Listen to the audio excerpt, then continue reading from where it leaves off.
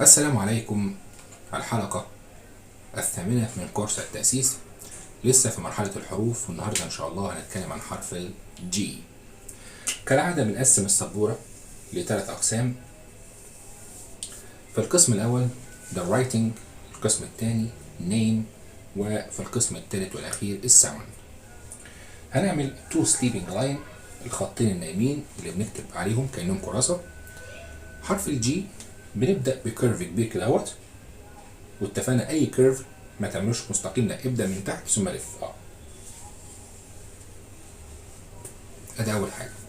ثم بنعمل سليبنج لاين، كيرف لاين، سليبنج لاين. ده بالنسبه لايه؟ كابيتال لتر. بالنسبه للسمول بنعمل برضو خطين، وبنعمل نفس الكلام كيرف.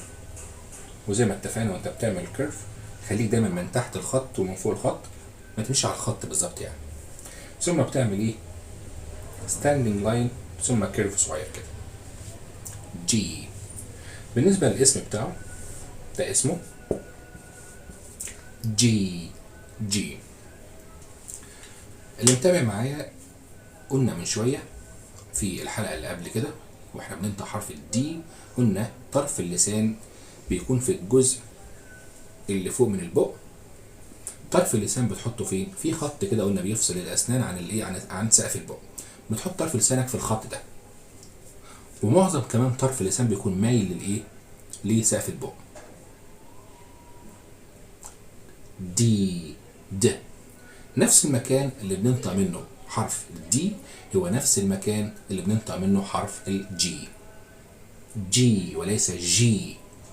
حرف اللسان هنا بياخد موضعين، و جي. جي وليس جي. جي بناخد مكان الدي. جي. جي. بالنسبة لصوته، هو صوته ج. قلنا كتير جدا في صوت اسمه شوا، خدناه في الد، وخدناه في الب، وكمان في الج.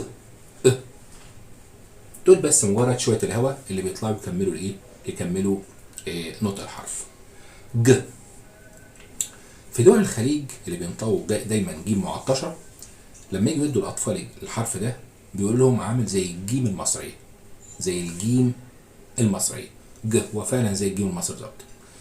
الجيم اللي هو في كلمه جمل، جمال، وهكذا. جي. جي. ج. ج. ولاحظ ان في فايبريشن او بازنج في الفوكال كورد واحنا بننطقها. ج.